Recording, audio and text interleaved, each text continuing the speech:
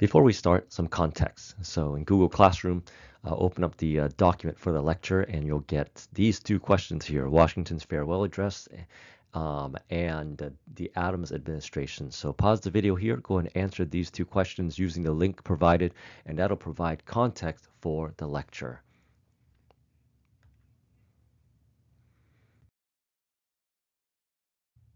All right. The War for Independence, also known as the American Revolutionary War, was fought from 1775 to 1783 and it ended at the Treaty of Paris. But some historians actually consider the treaty really weak. For one, the treaty did not guarantee the survival of the new country, nor did it guarantee our right to trade. And so before long, we were once again challenged by the British, and therefore what it resulted in is the War of 1812, or what some will call the Second War of American Independence. So we're going to take a look at this today.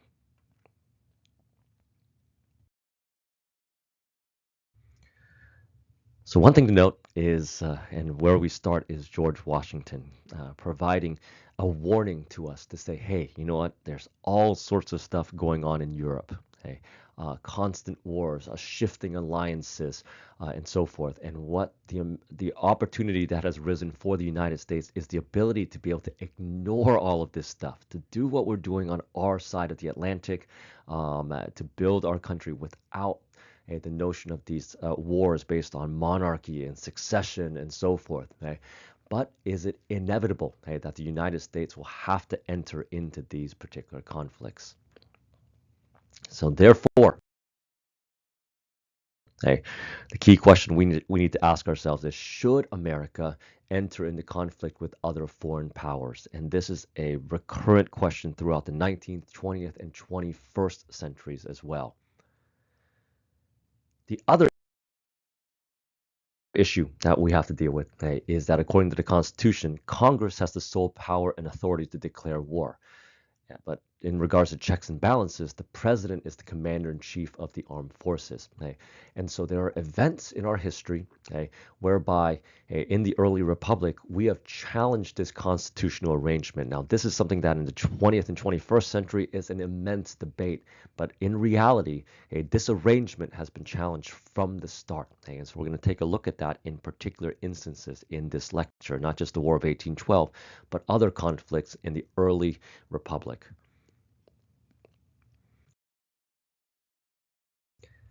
So many of the first conflicts that exist were actually about trade.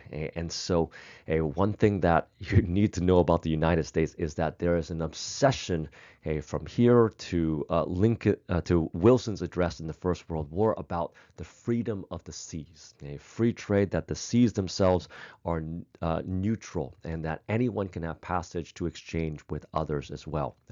Not only the ships, but also the sailors that were involved as well.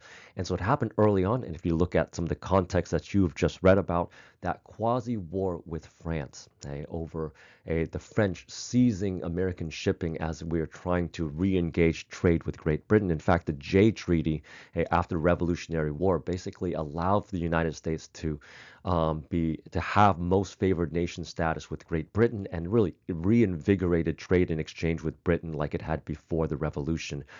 Because Britain was at war with France during this time period, the French are seizing ships, impressing sailors, and others, and that will in the end lead to possible conflict between the United States and our former allies in France.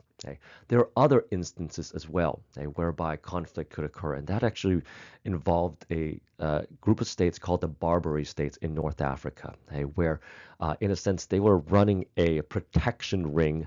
If you know what that is in terms of, you may have heard of mobsters like controlling, or gangsters controlling a street and basically forcing people to pay protection money, basically seizing ships that were not paying a particular tribute. And so the demand that they had was immense for the United States to pay in order for us to travel the Mediterranean safely without these pirates attacking our ships. And so the result was the need for the Jefferson administration to actually take action. Okay? But Jefferson, like we talked about, didn't feel as if they could just simply send troops.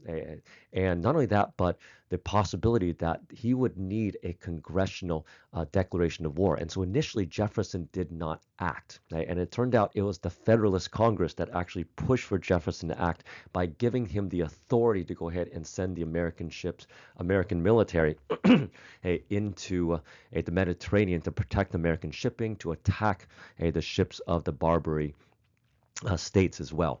And so eventually a number of ships were sent, including the Philadelphia, one of the few vessels of war that could actually go across the Atlantic and into the Mediterranean. Unfortunately, that ship eventually was run aground and captured by the Barbary pirates. Right? And it was the bravery of people like Stephen Decatur and others that will eventually board this vessel and actually light it afire so that the Barbary pirates could not seize it and use it for their own. And eventually there is the bombardment of the city of Tripoli and the landing of American Marines. So if you know the Marine hymn, from the shores of Montezuma to the shores of Tripoli, it's a reflection of the action here. But again, this itself, in a sense, was a war that was being fought by the United States that was not yet actually declared according to the Constitution. So again, we start to get some constitutional unsure about what the Constitution is actually saying about the process of declaring war and the president to act as commander in chief as well. And this will be a part of our process throughout our history.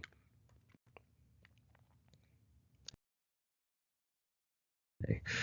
What the United States was entering into as it's engaging in foreign trade was a long-standing, in a sense, European but also global war as well. This war between Britain and the French Republic that eventually will become the Napoleonic Empire is one whereby these continental powers are fighting on and off. You've got alliances shifting based on who gets conquered and who is supporting whom. So Austria, Prussia, Russia, they're all in this war that is immensely long, will last decades with all these distinctive phases as well.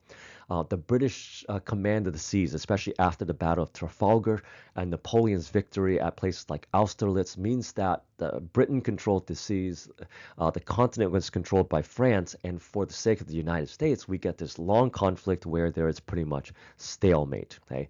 And America is just simply trying to trade. And again, during times of war, a trade is really lucrative. And so as a result of this, the French continental system to prevent exports from reaching Great Britain and the British counter blockade of the European continent meant that the U.S. was caught in between. And particularly, France and Spain needed, in the end, people, particularly Americans, to be able to ship their goods overseas. Because if they're flying the French flag or the Spanish flag, then they would be captured by the British Navy. And so the result of which is American ships oftentimes will act as that merchant navy. So they would actually, American ships would pick up goods from France, for instance, and then they'll ship them back to the United States first. They would pay a tariff, get rebates for those tariffs, and then send them off not as French goods, not as Spanish goods, but as American goods, quote, American goods in these cases here. And so thus, America becomes France and Spain's merchant navy, bringing goods from the continent and back. Okay. Now, a number of Americans would take advantage of this. Jefferson himself said this: "What an awful spectacle does the world exhibit at this instant. One man bestriding the continent like a colossus, another roaming unbridled on the oceans." And now America itself was caught in between, okay? But was growing rich because of this re-export trade. A number of Americans, including the Astor family, who originally was gained its wealth through the fur trade in Oregon after the exploration of the region by Lewis and Clark, and later in New York real estate, became one of the first American millionaires because of this re-export trade. And you can kind of see the numbers here growing from $500,000 all of a sudden now, within those early decades of the Napoleonic Wars, growing to almost $500 million, $33 million a year. John Astor, William Gray, and others will become the first millionaires in the United States as a result of this.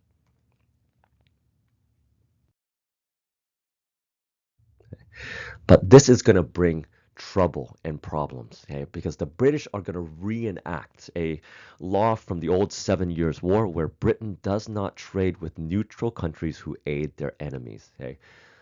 In order to trade, Britain would therefore will require a license if you want to be able to trade with the continent itself here. And so, because that was difficult to obtain, American vessels tried to break the blockade. And in doing so, Britain now, because of this law, felt justified to both seize American vessels and also to start impressing sailors. Again, in this case here, kidnapping American sailors and making them work on British ships and on the British fleet as well. The Americans will not take this lightly. They're going to see this and they're going to call this a form of slavery as well. Many British citizens also wanted to escape the British Navy, which was really harsh. People were punished for all sorts of stuff here. And so many, in the end, will flee the British Navy and the maritime fleet, and many will take American citizenship as well. And what that leads to then is further impressment, but not only that, but the capture of those who have actually fled the British and the trying of those men for treason. And what that resulted in is what is known as the Chesapeake Affair.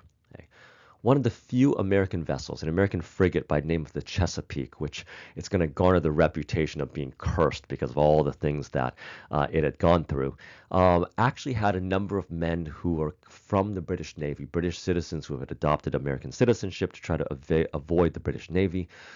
And so rumor had it that it had British citizens or former British citizens on that ship. And so a British ship called the Leopold ended up coming aside the Chesapeake, asking to look for British deserters so that they can go ahead and basically arrest them. Captain James Barron of the Chesapeake ended up refusing this. And as a result of this, there was a firefight whereby the Chesapeake, which unfortunately was not ready for battle, the deck was strewn with cargo, its guns was stowed away, and so it just became a target for the Leopold. The Chesapeake gets crippled, the British end up boarding the ship, and they did in the end find a number of those who had actually been British citizens, and including one man who actually was actually hung for desertion in the end. Unfortunately, there was a call for many in the United States to call for war. Jefferson, as we remember from a previous discussion, had actually gutted the Navy and the Army, reduced the size, and so despite all the calls for war, there was absolutely no way that the United States could fight. And so many people were outraged, and Jefferson felt like he needed to act in a way that would be a response to this. Now, the British Navy would eventually apologize for this, but in a lot of ways, the damage had been done. The call for further American action is going to increase dramatically because of the Chesapeake Affair. Jefferson, however, did respond, and what he eventually was able to get Congress to do was to pass the Embargo Act of 1807, and in a sense will push aside the Jade Treaty in 1796. And so the Embargo Act of 1807 would be passed here, and what it does is that it suspends trade with foreign nations, and as a means to say, hey, you know what, you don't get American goods, you're going to pay the economic price. So instead of entering into the war, into a war, there would be an economic embargo. So here is another foreign policy strategy that's used if you do not want to fight. However, this is going to have a dramatically negative effect on New England. And so American merchants are going to do all sorts of things to try to get around the Embargo Act. They would do a number, including a number of merchantmen who, when this was actually passed, who were not in port at this time, ended up staying away from American ports, and they found themselves in England working for the British because they had to continue with their livelihood. There's a particular loophole in the Embargo Act, whereby ships were allowed to leave the United States to go to a foreign country to pick up American property that was actually stranded. So in other words, we've got goods and possessions, so we need to go pick that up. Somehow we had 6,000 ships register for this, saying like, oh yeah, we had goods in a different country and so forth. So they ended up in a lot of ways continuing overseas trade. using this particular loophole. There was another loophole whereby, or not even loophole, a lot of ships who ended up claiming they're doing domestic coastal trade and claimed that they were blown off course all the way to France or England and come back with what they call domestic goods so that they could buy and sell in the United States. New England would continue to conduct trade illegally in this case through Canada. Okay? And so one of the big contradictions to come out of this is that Jefferson, okay, in order to regulate this embargo, actually had to expand the size of the federal bureaucracy, which he had been fighting so hard to reduce the size of. He had to expand the size of the bureaucracy to enforce the embargo itself. But either way, it's bad news for New England, okay, in that exports declined by 80%, imports by 60%. Even cotton planters in the South suffered as well because they couldn't export their cotton.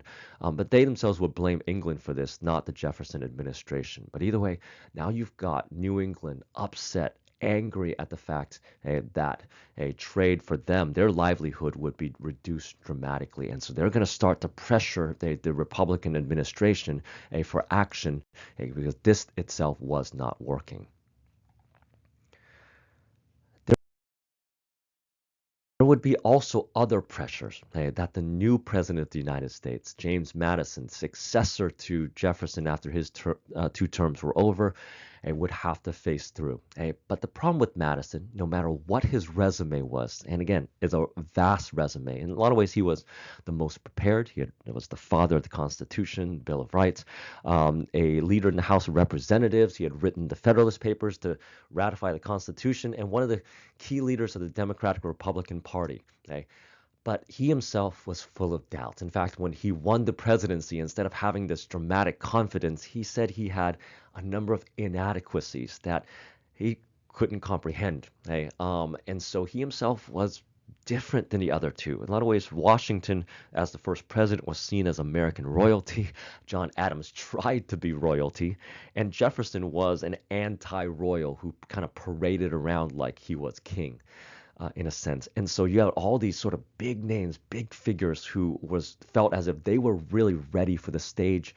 Madison, however, was not. In fact, he was even dominated at home. He had a wife, Dolly, who dominated their social setting, sat at the head of the table when they hosted people, and was called, in a sense, the presidentess. Madison himself was a timid president, and as a result of which, it's going to allow for Congress and the changes in Congress to take the front and center of American foreign policy during the Madison administration. Okay. And the Congress that was enacted was, in effect, a war hawk Congress. There are dramatic changes that had come about with Western expansion. The Democratic Republican Party, which is dominating party, had different segments. And so as a result of which, the Northern Democratic Republicans, who were tired of Southern dominance of the party itself, were joined by the remaining and really the corpse of the Federalist Party. Not only, and still, they would in the end contend against the core of the Southern Democratic Republican Party. Not only that, but battles have already been fought against Tecumseh's Iroquois Confederation, and many in New England believed that the British in the end had sparked the conflict along their particular borders, and particularly in what we call today the Old West, or for them just simply the West. They would see again the actions by Native American tribes and its alignment with Britain itself as one of the causes for conflict. And so therefore they were willing to press and really to fight against the Britain in this particular region because they felt as if the British were supporting Native American tribes. And so therefore, this really independent Congress and a weak Madison presidency meant that Congress should take action in foreign affairs, and particularly these new Republicans from the what we call today the Old West, people like Henry Clay, John C. Calhoun, and others.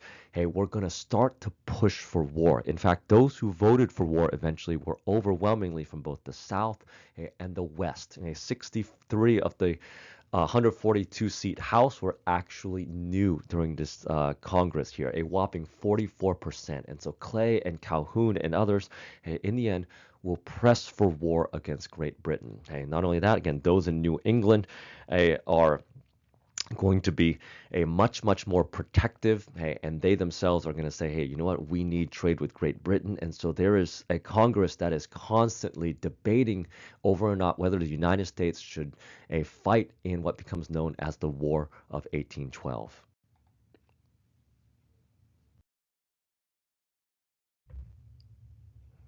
Okay, so what you're going to do is you're going to take a look at a part of a debate of this war here. So go and follow the instructions in Google Classroom, to explore the possible options of what the United States should do in its conflict with Great Britain, whether to declare war, to have a limited maritime conflict, to continue to delay until the United States is ready for war, or just simply to not fight at all. So follow the instructions in Google Classroom, whether you're in class or out of class, to discuss and to debate the proposed war at hand.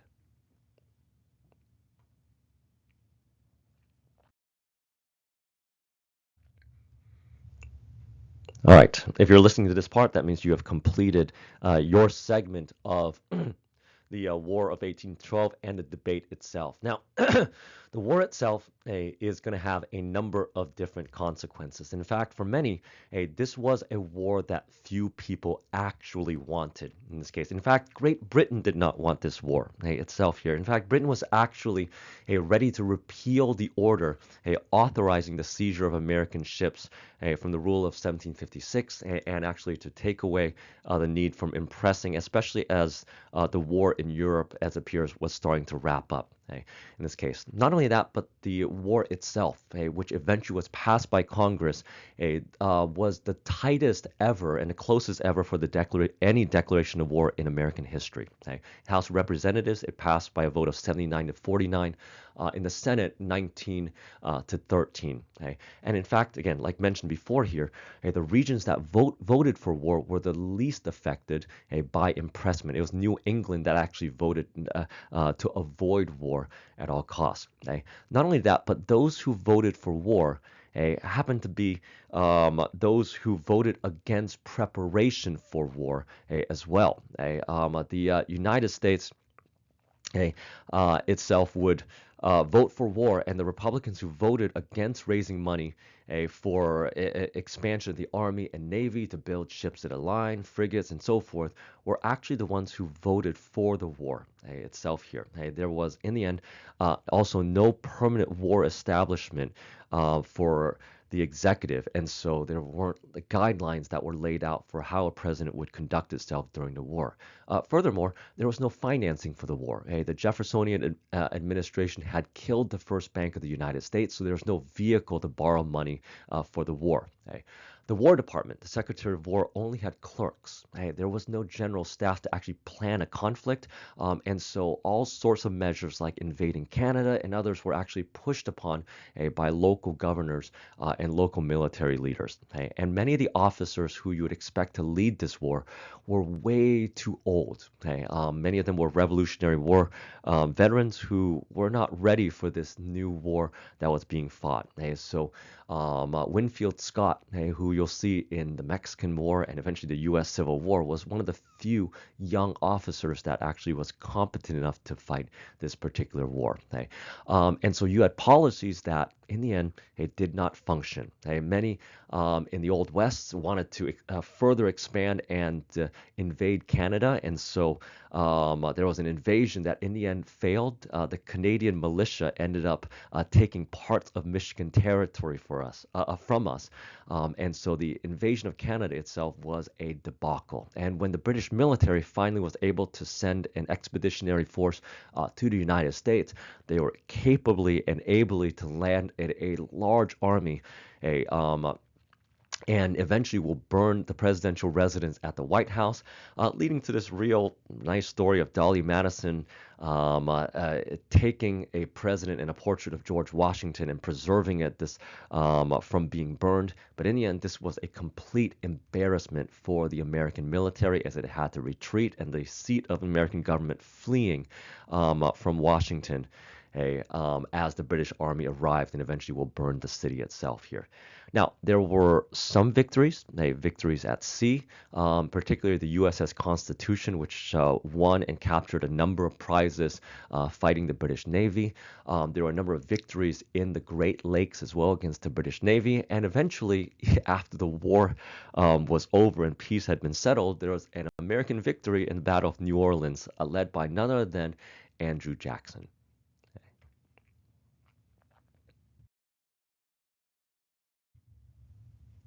So in the end, hey, the War of 1812, you could say, was won. Okay? Wars oftentimes had a single aim, but in the end had a number of different outcomes. So it leads to the question of who actually won the War of 1812. So let's take a look at some of the consequences, and you can go ahead and answer the last few questions in your lecture notes as a result of this.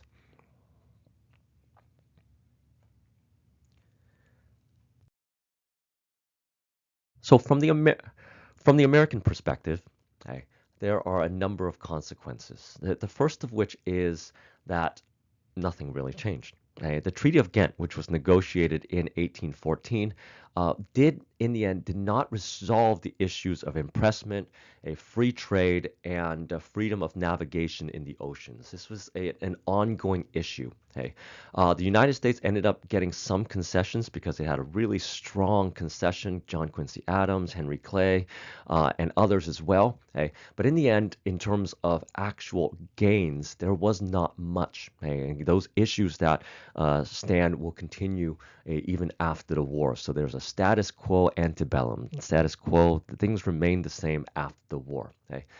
But in a sense, it did a number of things. And why a lot of historians call this the Second War of Independence was because it boosted the sense of national self-confidence. This itself demonstrated that there was the ability for the United States to wage a war. And it really was a signal to the rest of the world that the United States, and particularly Americans, were an independent people, that we were not colonists or former colonies of Great Britain. We are the vassals of nobody. We would fight for our own interests. And the other big gain, and probably what I would argue is the strongest outcome of the War of 1812, was that the ability of a democratic republic to be able to fight a war, to have a time of national crisis, without resorting to, and what we've seen in the past, giving the presidential emergency powers to look at this crisis and say, we're not going to eliminate Congress, that Madison himself was not going to be a dictator during this war. James Madison was able to wage a limited war without pressing Congress and taking its ability to govern as representatives of the people. Not only that, but he was not prosecuting libel on their detractors. So despite the potential of New England, and there was a call by New Englanders to secede from the Union. So here at the first time where we had secession talk with New Englanders saying, like, we don't want to fight this war. And there was discussion on New England actually leaving the United States. Madison, after the war, did not prosecute those individuals who were talking about leaving the United States. And so you have this limited war that was done by a democratic republic without compromising the values of a democracy. So in that, you actually had a major gain that this could actually occur despite a major conflict. And a number of things grew during this time period. A number of sayings, symbols, the American flag, for instance, and particularly songs that created a national identity, that it wasn't going to be just a number of different states coming together in confederation, but that the country fought this war together. And particularly, a real familiar song grew out of this particular conflict.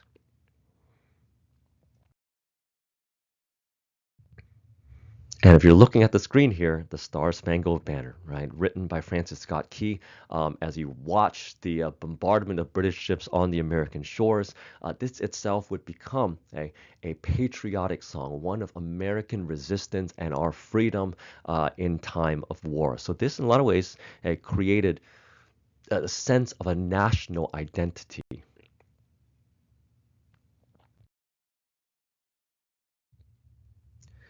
From the British perspective, okay, you could make an argument that this was a war of ignorance, okay, because the events of the War of 1812, some people have joked, events of the War of 1812 have not been forgotten in England. Why?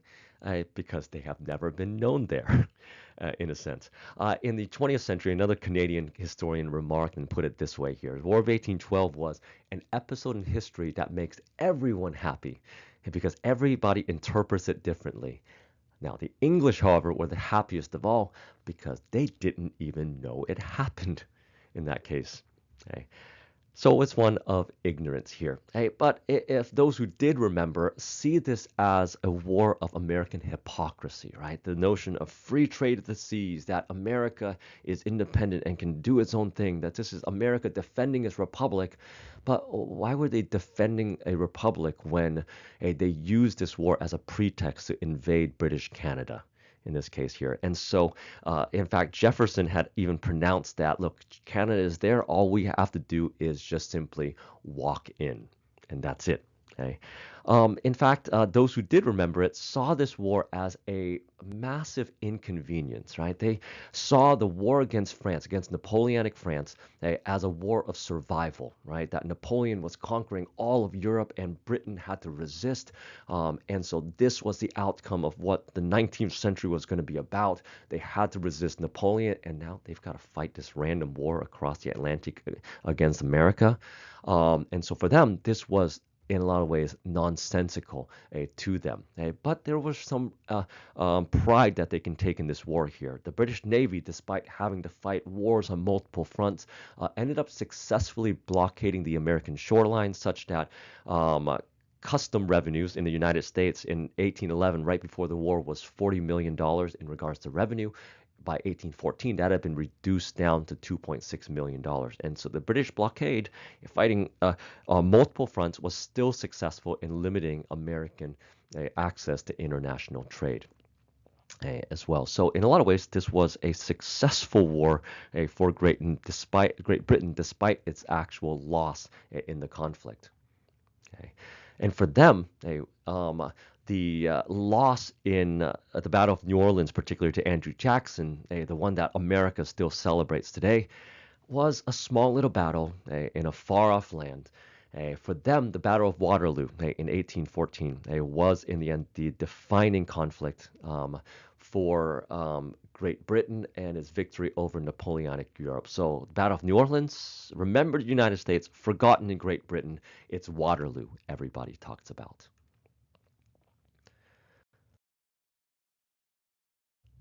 What about for the Canadians in this case here?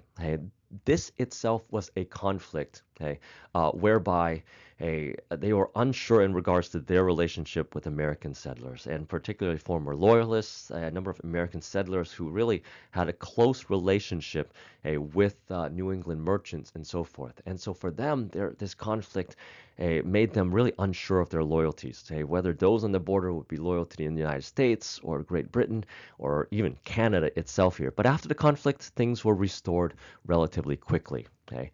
There was some anger, particularly over the burning of the city of York during the American invasion of Canada. York, by the way, is now the city of Toronto, and it has been remembered by the Canadians for its for the defense of the region. Now, Britain itself will use the burning of the city of York as an excuse to burn the White House and key buildings in Washington, D.C.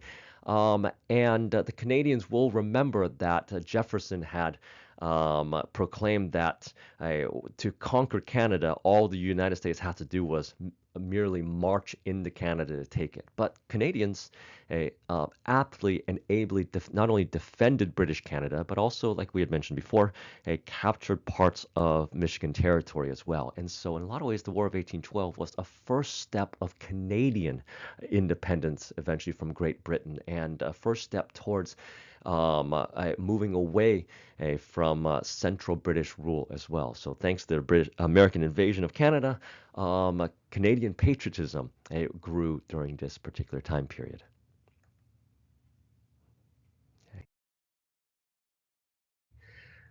Lastly, we need to take a look at the Native American perspective, and this leads to prior to the War of 1812. Leaders like, say, for example, Tecumseh and his genius in seeing the trend of American settlement, all of the treaties that have been signed, and you can argue what he saw as the inevitable conquest of Native American lands. And so he himself was able to organize a confederation of Iroquois tribes and dozens of other smaller groups who speak different languages to form an army large enough and capable enough to actually defend against the incursion of the United States. Not only that, but he practiced international statecraft as well, organizing an alliance, okay, with the British. Okay? And not only that, but the vision of Tenskwatawa, okay, and his religious vision to move Native Americans to fight against the United States. Okay? Unfortunately for him, it resulted in losses. A loss at the Battle of Tippecanoe, and eventually Tecumseh's death at the Battle of the Thames. Okay? Tenskwatawa and his religious vision would be eventually discredited with the loss of the city of Prophetstown as well. But from Native American perspective, the War of 1812, their support from the British in the end will lead in the end to a number of different losses in the American Northwest. Okay? Now, Tecumseh, before his death, was actually able to spark another group of Native Americans known as the Red Sticks to attack American settlements, and that will lead to a number of wars with the United States known as the Creek Wars, particularly against Andrew Jackson and his American militia in 1813 and 1814. And this group particularly lost at the Battle of Horseshoe Bend, where 1,000 Native soldiers ended up fighting against an outnumbered by 3,000 American militia and regular troops that were armed with the latest and greatest in regards to cannons and weaponry.